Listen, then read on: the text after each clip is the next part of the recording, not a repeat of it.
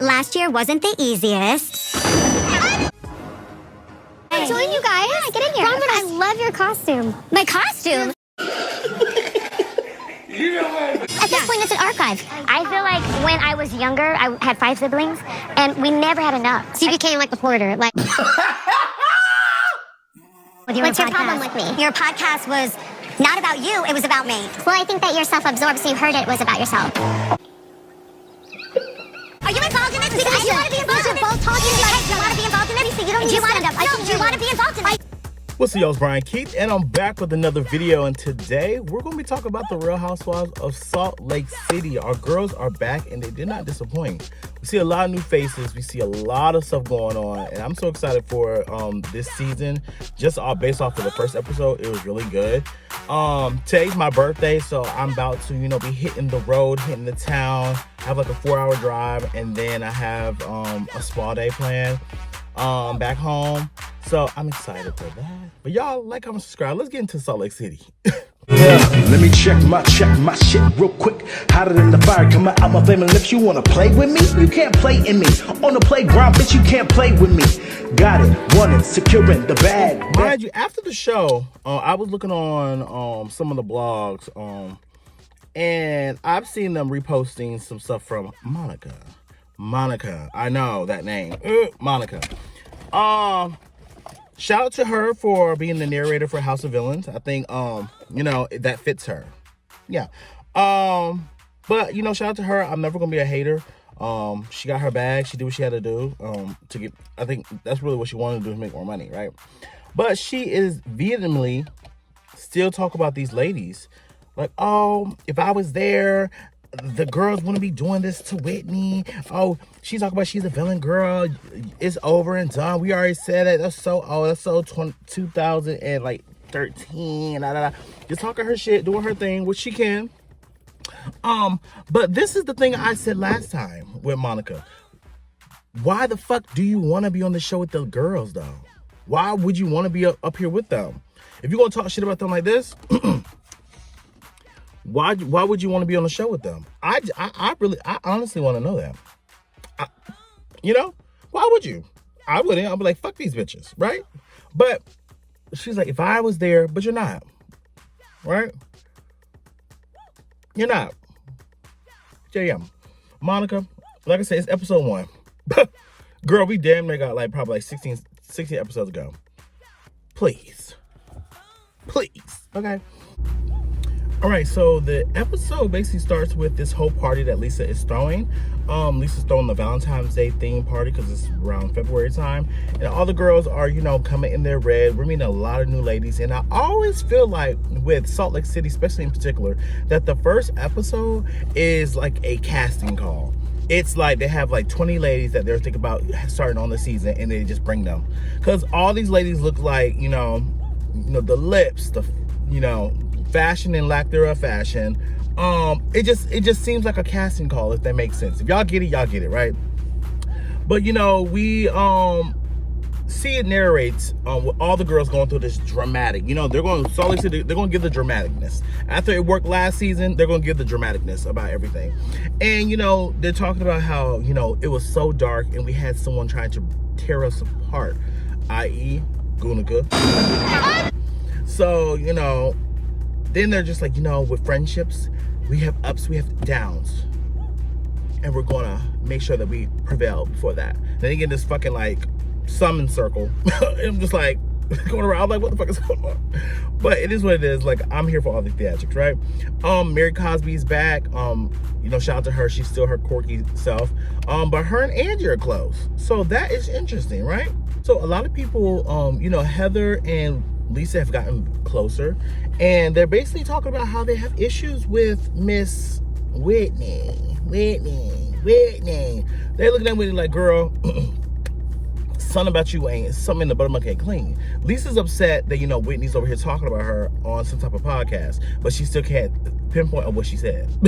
But to each his own, it is what it is.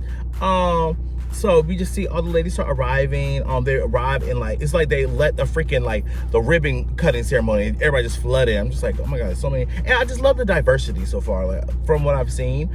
Just like, okay, great. We're introduced to Bronwyn. So Bronwyn walks in with this, you know, the red heart-shaped coat. She comes in. Lisa's like, oh my God, girl, the fashion girl, what's up, girl? All this, right? And, you know, she walks in, they hug, they chit-chat. We learn a little bit about Brittany, not too much. I said Brittany, but Bronwyn. We also meet Brittany as well in passing. And Melanie's going to be coming by way of Whitney. So we see in the car, driving up, you know, snow everywhere. We see in the car, we see Melanie and Whitney. And Whitney's over here just like, you know, I'm in my healing journey still. Everything is great. I'm having a good time. She was like, you know, I'm starting a, what is it? Bath bombs. And she's doing all her different stuff. And she's just really excited about all those things, right?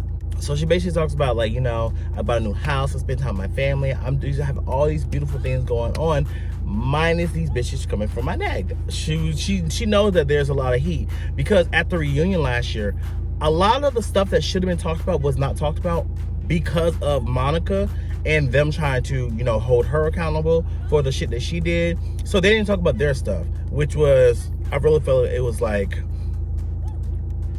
a detriment to, and a missed opportunity too, because it was touched on, but it wasn't properly explained. Because now we're going to have to reopen all this stuff that goes on, and it's going to be a little bit irritating to me. Like with Angie, I'm like, girl, you know, the shenanigans is cute, girl, but you know, you're really going into the shit y'all talked about last year, but whatever. So you know, Whitney walks to the party with Melanie. Melanie looks great. The girl is stunning. So Lisa's just like, oh, I can't believe she showed up. You know, I sent her the invite, but I can't believe she showed up. Yeah, you know, she's not gonna say hello to me, because Whitney walked in and didn't speak to Lisa out, none. And she said, oh, that's so rude, so rude, so rude. I'm like, okay, girl, you say that. So, you know, we go over to, you know, Bronwyn and Mary are hitting it off. You know, they got the, you know, got the jacket, got the coat. She's like, yeah, you know, we're fashion girls. We'll see, you know? I really can't speak too much because, girl, I you know, when I put my shit on, I just put my shit on. I'm not saying I'm a fashion girly, but I just put my shit on. That's it. That's all I do, you know? Brittany comes out, and Brittany's like, oh, my God, Bronwyn, I love your costume. I said, even if you're not a fashion girly, you know, don't call nobody shit a costume. A costume? Girl, you think this is from Party City? Hi. Join you guys. Yeah, get in here. Bronwyn, I love your costume. My costume? Ooh, you can't come to this couch with Mary. Okay, so Mary already not feeling Brittany off the first mutter of cost. So, you know, Bronwyn's basically telling her, like, girl, at the end of the day, like, this is like a, you know, it's custom. It's only 3 that's made. Rihanna has one. There's one in the museum. And I have the last one. Yes, ma'am. And then, you know, Mary's just like, well, you know, I have an office full of, you know, fashions. That's just what I do. And Brittany's like, oh, yeah, like order. I had 5 siblings, and we never had enough. So you became like the hoarder. She's like, yeah, like an order? Yeah. You remind me of my grandma. I'm like, Britt, you're really walking into, you know, you're walking into the fine line of, you know, insult and just cluelessness. But then Mary's like, it's not hoarder, it's not giving hoarder. And then, you know, she was like, yeah, you know, when I grew up, because Mary was like, well, you know, I grew up with 5 kids in the house, so, you know, trying to, you know, fill up on the space, blah, blah, blah. And then Brittany's like, yeah, you know, I grew up poor. Girl, Mary was like, girl, I wasn't poor. So I feel like Brittany's trying to find some type of commonality, but everything she's saying is just missing the mark. I felt bad for her, but I'm just like, Britt, you could have just easily went over and said, oh my God, that's cute. Yes, work. Yes, sister. But I mean, you did what you had to do. And then she talking about, yeah, you know, when I was young, I used to put rolls in my purse. And Mary's just like, girl, what? She was like, I didn't do that. No. 1, I wasn't poor. And 2, no. we see a time lapse of all the girls, you know, talking and having a good time. We see Meredith, you know, she's over here looking at Whitney, and it segues into her, you know, they do a flashback of her at her new rental home. You know, she does not buy, she rents. And she says she got a boob reduction. Talking to Heather, they're over here chit-chatting, having a good time. She's upset about these bath bombs that Whitney's having, right? And I don't see the big deal, but I mean, if she's upset, right? So she goes to Whitney and she's like, Whitney, Whitney's like, oh my God, hey Meredith. Meredith said, what's the problem? Like, what is up with the bath bombs? The bath bombs? Bombs. My bath bombs? And Whitney's like, what? I'm confused. What are you talking about? She's like, the bath bombs. What's going on with the bath bombs? Whitney's like, bath bombs? What? She said, Meredith's like, okay, so when I did bath stuff and I said at the beginning I wanted to do a bath butter, then everything was cool. But now you want to do motherfucking bath bombs? Girl, fuck you. She didn't say that, but I'm trying to add a little sauce to it, right? So Whitney's like, okay, you're upset about something like bath bombs. Like, girl, it's not even that deep. One, and two, when I first launched my business, I had bath bombs. Meredith's like, no, you didn't. She's like, girl, yes, I did. She's like, no, you didn't. She's like, yes, I did. It was on my website. She was like, well, why would I have a bath bombs in a jewelry store anyway? I'm like, Meredith, you're deflecting, because I ain't gonna hold you. Whitney got you on that one. If she had it, she had it. Where are we going with this, right? So as they're going back and forth and they're talking about all the stuff that happened, you know, back in, like, you know, seasons past, they're just trying to figure out, okay, what are we going to, you know, how are we trying to move forward? And then basically saying that you talked about me, talked about my husband, talked about this. Bitch, why did I see that hand go over on Whitney's shoulder? Just, them red nails. Who was it? Angie K. So Angie's like, excuse me, Whitney, yeah, can't speak, can't speak to her. Okay, thank you. So she's like, hey Meredith. You know, she got the voice, hey Meredith, how you doing? Meredith was like, not really trying to give her too much. Girl, why did this bitch pull out a motherfucking, I didn't know what it was at first, but it was a scroll. Here's a few things that I'd like an apology for. So, number one. And she's like, Meredith, you know, there's a lot of stuff that we have not resolved and a lot of things that we need to talk about. And I want an apology for the things that you have done to me. Meredith was like, what apology? Girl, she put out that scroll. It said, I would have grabbed my bag and walked. Girl, I gotta go. What are we doing? Honestly, girl, I would have went right to the bar. Can I get the strongest drink you got? Because I cannot deal with this girl.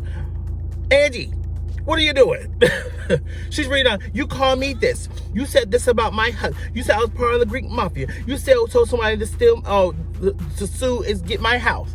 I'm just like, girl, it's not that deep, but it is what it was. And Meredith was just like, girl, I'm not gonna go back and forth with you. So good day. I'm disengaging. You know how she do? I'm disengaging. So as she disengaged and walked away, Angie's still stuck on stupid. All the girls rally up and, you know, Lisa gets her speech. And she's like, you know, I'm so happy for you guys to be here. My husband, you know, he's traveling. My son is traveling. There's a lot of stuff going on, and I appreciate you all here. My girlfriends are my pillars. My girlfriends are my support system. My girlfriends are there for me. I love my girlfriends. Minus the girl that went on a podcast to talk shit about me because she thinks that she's better than me, but she's not better than me because I could be your villain. But, you know, I love my girlfriends. I said, what? I said, hold on. I said, ain't that some shit? Whitney. So after all that, they go inside because she's like, yeah, you know, I got this dinner for you guys. Let's go inside and eat. But you know, Vita Tequila is everywhere. So shout out to Vita Tequila. So all the girls, they line in, they go in and they sit down. Everything looks really cute and gorgeous. The lady in the red, I don't know her name, but girl, you running to get that chair. Ma'am, calm it down. I get it, you're on TV, you know, you trying to see what the girls. Calm it down, ma'am. Don't embarrass us. But, you know, all the girls sit down. Mary does not want to sit beside Brittany because she's like, girl, she gonna put some stuff in my bag. She gonna put a roll in my bag. No, man, don't put her beside me. So she was like, girl, switch it. Oh, so, you know, all the girls sit down and they're over here just chilling, having a good time. Angie and Meredith, you know, they talk again, And Angie's basically talking to Heather about the situation. And Meredith is right there listening. And Meredith was like, what is your issue with me? And mind you, it goes up because they already had a pre-conversation outside. So now it's going up again. And Angie's like, you told someone to take my fucking house. You told her to sue me and take my fucking house. I have children. And I'm like, girl, what does that have to do with the price of tea in China? Low key, bitches get sued every day. And then Meredith was like, I don't have time for you. I did not say that. Do not say I said I do not. The Meredith love to try to disengage and try to you know, shoo somebody away. But you know, Angie is very relentless.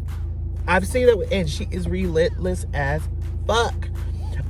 So you know, Brahms was like, you know what? It happened in the past. Can we make a bridge and move over it? And Angie's like, yeah, you know, we could definitely make a bridge, but she told somebody she wants to sue my house. She's like, we can make a bridge. She's like, yeah, I mean, I'm definitely going to cross the bridge, but she told she wants to take my house. She's like, okay, I get it. Can you put it in the past? She's like, I definitely gonna put it in the past and like throw it back in the past. But when I go to the future, she tried to take my house. I'm just like, I'm like, Angie, we get it, please. Let it the fuck go.